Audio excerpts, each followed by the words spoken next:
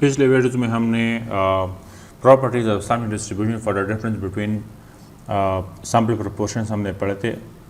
अब हम इस पे एक एग्जांपल करने जा रहे हैं। So let us take an example. तो ये हमारे पास है एग्जांपल, ठीक है।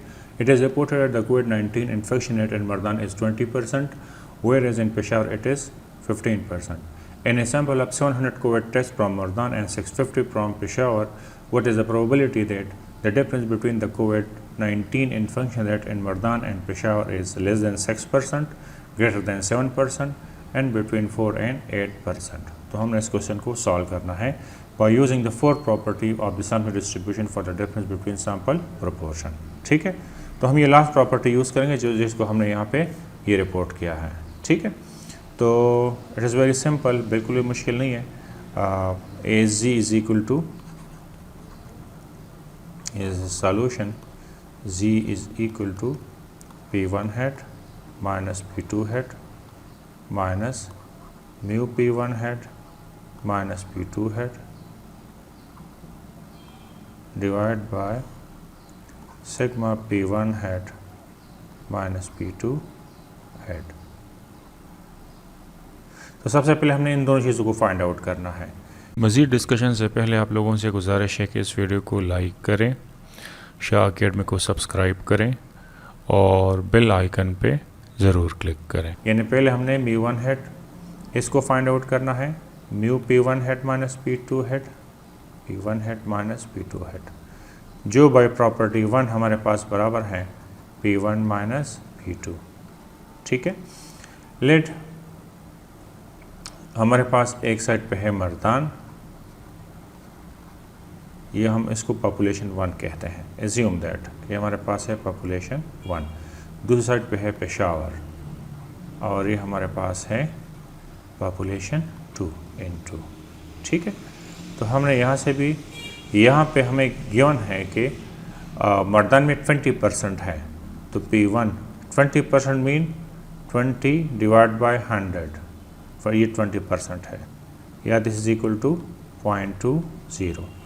और P2 हमारे पास है, दिस इज इक्वल टू 15%, 15% में 15 आउट ऑफ 100 और दिस इज इक्वल टू 0.15। तो इसका मतलब ये हुआ कि सिंस वी नो कि Q1 this is equal to 1 minus P1, so this implies Q1 this is equal to 0.80 and by the same argument Q2 is equal to 0.85, क्योंकि 1 minus Q2, चूँकि P2 हमारे पास 15% है तो Q2 हमारे पास 85% रह गया है। तो ये भी हमने कैलकुलेट कर लिया है।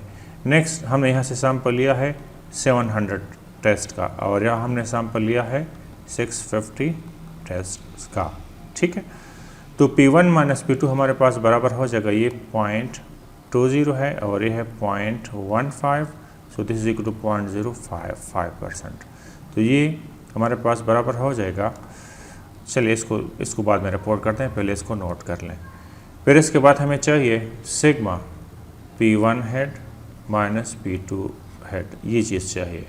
हमने फार्मूला चूँकि स्क्वायर का लिखा था वेरिएंस का, तो हम पहले वेरिएंस कैलकुलेट करेंगे, फिर वेरिएंस का हम स्क्वायर रूट लेंगे तो automatically sigma P1 hat minus P2 hat में कन्वर्ट हो जाएगा। उसका फार्मूला ये था कि P1 into Q1 divide by N1 और plus P2 into Q2 divide by N2, ठीक है। अब देखें, अब इसमें क्या है कि वैल्यू पुट करना है। अच्छा, हमें ये नहीं बताया गया क्वेश्चन में कि हमने सैम्पलिंग विद रिप्लेसमेंट की है या विदाउट रिप्लेसमेंट की है। तो चूँकि इसमें पॉपुलेशन साइज़ की बात ही नहीं है कि पॉपुलेशन कितने हैं, मर्दान का टोटल केस कितने हैं और पेशावर में टोटल केसेस कितने हैं, इसकी बात ही नहीं है।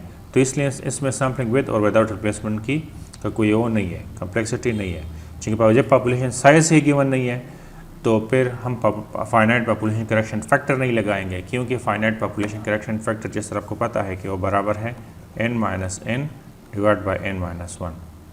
जब ये चीज़ गिवन ही नहीं है ये, तो फिर इसको लगाएंगे भी नहीं हम, तो इसलिए हम इसको स्किप करते हैं।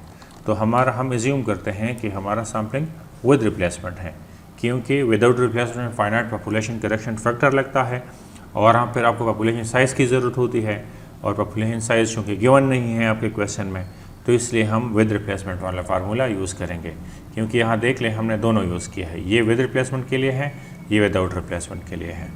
चूँकि N1 और N2 पॉपुलेशन साइज गिवन नहीं है, तो इसलिए हम इस पर इत्तेफा करेंगे, हम ये यूज़ करेंगे, ठीक है, वेरिएंस को कैलकुलेट करने के लिए। जब वेरिएंस कैलकुलेट हो जाएगा तो फिर हम इसका स्क्वायर रूट लेंगे तो ऑटोमेटिकली ये स्टैंडर्ड डिवीएशन में कन्वर्ट हो जाएगा। तो let us calculate this. Okay, तो इसलिए हम ये कैलकुलेट कर रहे हैं। सारी चीज़ें हमारे पास गिवन है। P1 हमारे पास है 0.20, Q1 हमारे पास है 0.80, N1 हमारे पास है 700 और प्लस ये हमारे पास है 0.15 और Q2 हमारे पास है 0.85 और N2 हमारे पास है 650, ठीक है। तो अगर हम इसको कैलकुलेट करें तो ऐसे हमारे पास आ रहा है, तो इससे ये आ रहा है। अब दोनों को सम करते हैं तो इससे आएगा, तो इससे ये आ रहा है। अब चूँकि ये वेरिएंस है, हमें स्टैंडर्ड डिवीएशन चाहिए, तो इस साइड का भी स्क्वायर रूट लें और इसका भी स्क्वायर रूट लें। तो इसका मतलब ये हुआ कि इस P1 head minus P2 head this is equal to under root of 0.00041, ऐसे आ रहा है। This is equal to 0.02। तो ये दोनों चीज़ें कैलकुलेट होगी। हमने अब इसको रिपोर्ट करना है इसमें, यहाँ पे हमने इसको रिपोर्ट करना है।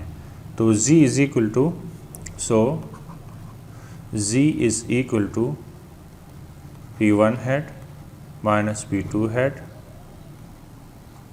और माइनस 0.05, ये P1 head minus mu P1 head minus P2 hat है, divide by sigma P1 head minus P2 hat which is equal to 0.02, ठीक है।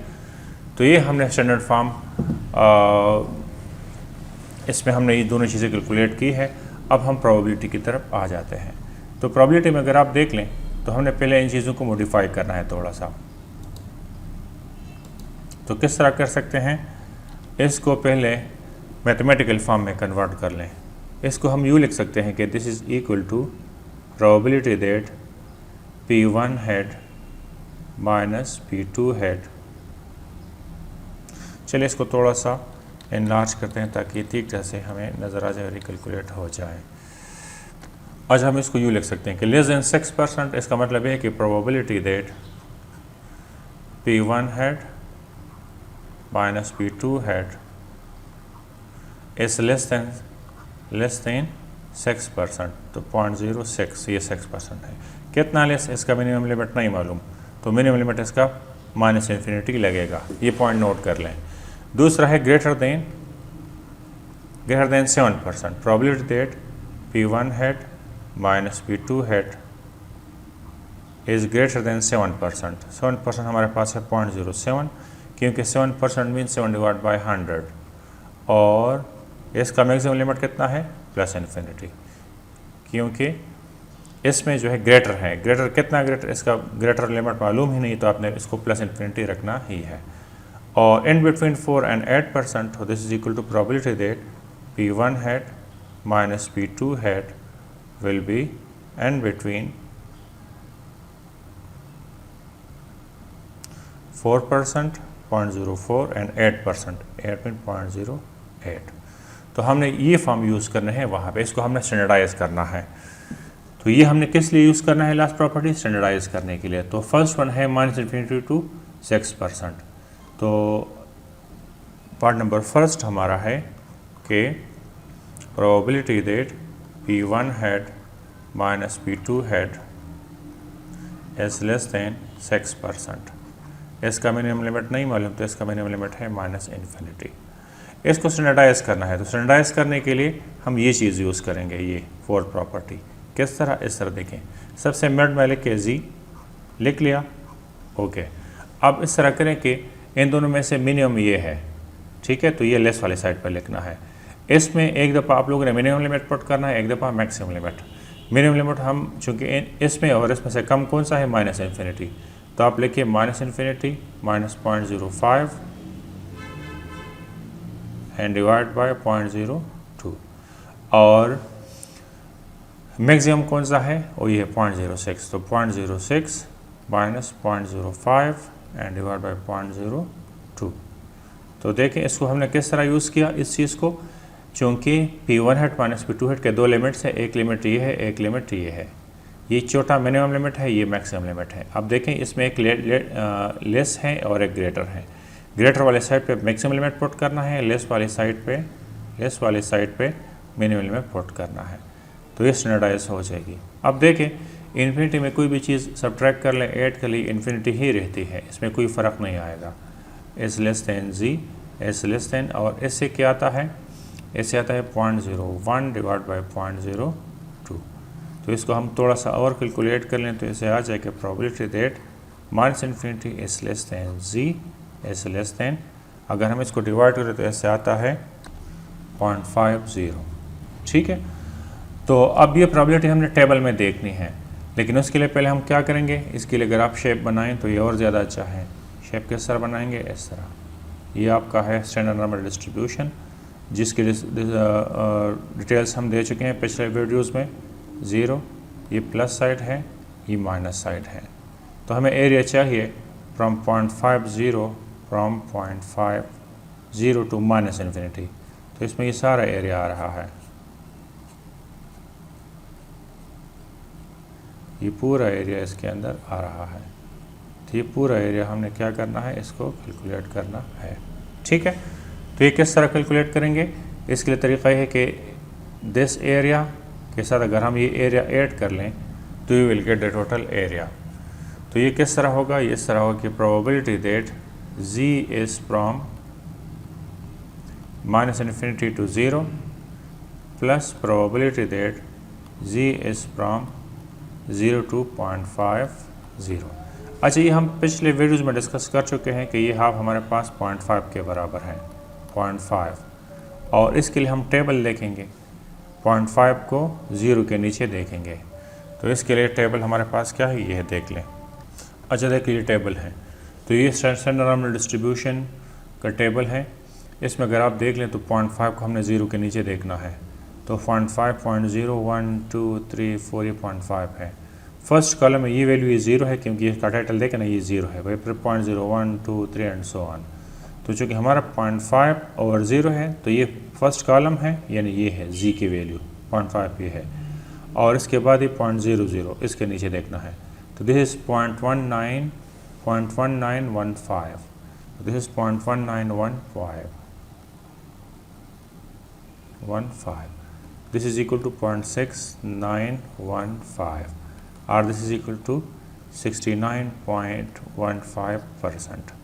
इसकी इंटरप्रिटेशन किस तरह है, इसकी इंटरप्रिटेशन ये है कि जो हमने सैम्पल लिया है, मर्दान से 700 केसेस लिए हैं और पेशावर से 650%, उनकी प्रोबेबिलिटी, उनमें जो डिफरेंस है कोविड इन्फेक्शन रेट, वो 6% से ज़्यादा होगा और 6% से कम होगा।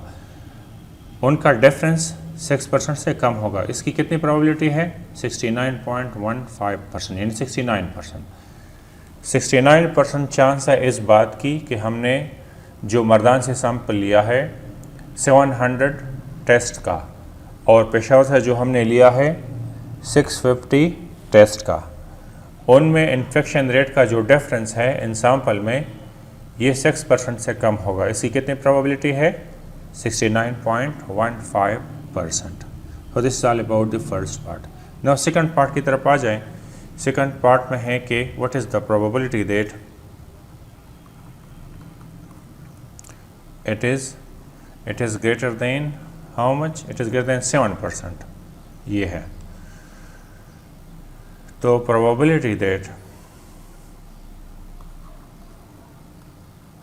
P1 head minus P2 head is greater than 7%, 7% में 0.07, कितना ग्रेटर, मैक्सिमम लिमिट नहीं है तो इसका है प्लस इन्फिनिटी।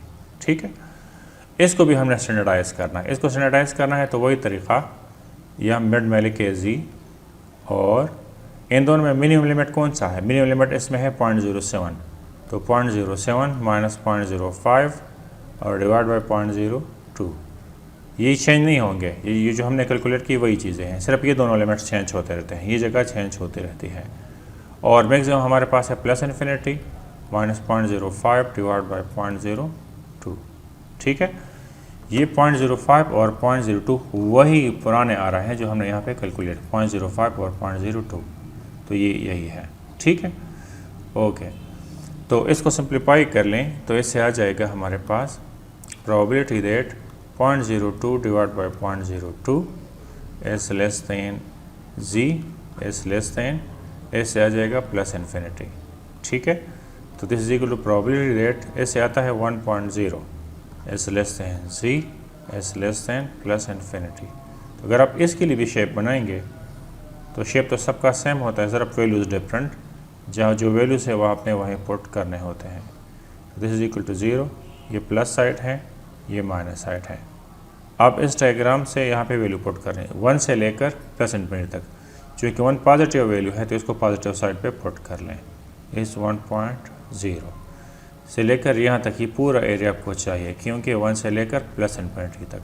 इसका तरीका ये है कि ये फुल हाफ लें जो 0.5 के बराबर हैं, और में से ये एरिया माइनस करें तो आपको ये शेडेड एरिया मिल जाएगा। तो ये हम किस तरह कर सकते हैं, this is equal to probability पूरा हाफ किस तरह लेते हैं, 0 से लेकर प्लस इन्फिनिटी तक हमने ले लिया, और इसे माइनस करना है 0 से लेकर 1.0 तक, ये माइनस करना है। ये चूँकि हमें पता है कि 0 से लेकर प्लस इन्फिनिटी तक ये हाफ है, और ये हाफ हमारे पास बराबर है half area under the curve या हाफ स्टैंडर्ड डिविएशन, ये 0.5 के बराबर है। और 1 को अगर हम 0 के नीचे देख लें तो 1 हमारे पास है ये 1, 0 ये है, तो 0.3413 ये है। अगर हम इसे ये माइनस करें तो हमारे पास आता है ये, या ये बराबर है 15.87%। इसकी इंटरप्रिटेशन क्या है, इसकी इंटरप्रिटेशन ये है कि मर्दान से हमने सैंपल लिया है 700 टेस्ट का, पेशावर से हमने लिया है 650 टेस्ट का। दोनों में जो डिफरेंस है इन्फेक्शन रेट का वो 7% से ज़्यादा होगा। इसकी कितनी प्रोबेबिलिटी है, इन दोनों में जो इन्फेक्शन का रेट है वो 7% से ज़्यादा है। इसकी प्रोबेबिलिटी हमारे पास कितनी है, ऑलमोस्ट 16%, यानी 15.87 मीन 16%। 16% चांस इस बात की है कि दोनों सिटीज़ में इन्फेक्शन रेट 7% से बढ़ेगा। इसकी कितनी प्रोबेबिलिटी है, 15.87%। लास्ट हमारे पास है लास्ट पार्ट 3 कि what is the probability that दोनों सिटीज़ में इन्फेक्शन रेट जो है किस परसेंट से लेकर किस परसेंट तक होगा, यहाँ पे गिवन है। क्वेश्चन की तरफ आ जाएं, ये 4% और 8% के बीच में होगा, 4% से लेकर 8%। तो 4 चूँकि कम है तो इसको लेस्ट वाले साइड पे पुट कर लें, और 8 बड़ा है तो 8%। स्टैंडर्डाइज कर लें तो वही तरीका है जो अभी तक हम अपना रहे हैं। मिनिमम लिमिट 0.04 है, माइनस 0.05 डिवाइड बाई 0.02, और मैक्सिमम हमारे पास है 0.08 माइनस 0.05 डिवाइड बाई 0.02।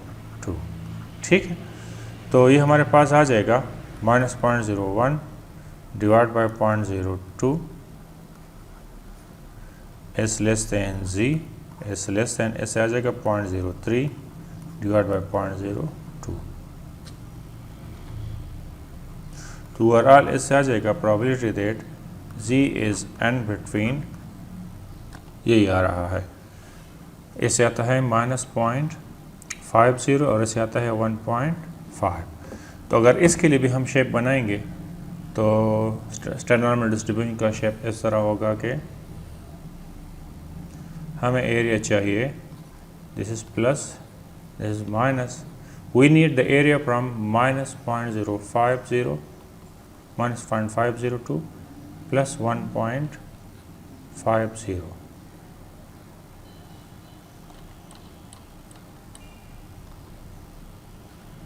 ठीक है, तो हमें इन बिटवीन ये पूरा एरिया चाहिए। ये अगर हमें चाहिए, अगर ये हमें चाहिए तो हम इसको किस तरह कैलकुलेट कर सकते हैं, इस तरह देख लें। हम लेंगे 0 से लेकर ये एरिया लें प्लस, या 0 से लेकर ये एरिया लें, दोनों को प्लस कर दें तो you will get the total area. तो हम इसको किस तरह कर सकते हैं, probability that Z is from -0.50 to 0 plus probability that Z is from 0 to 1.50। तो देखें टेबल आपके पास है, 0.5 को 0 के नीचे देख लें, माइनस प्लस को ना देखें, 0.5 को, दिस इज 0.1915, 0.1915 और प्लस 1.5 को 0 के नीचे देख लें, 1.5 हमारे पास ये है 0, 0.4332।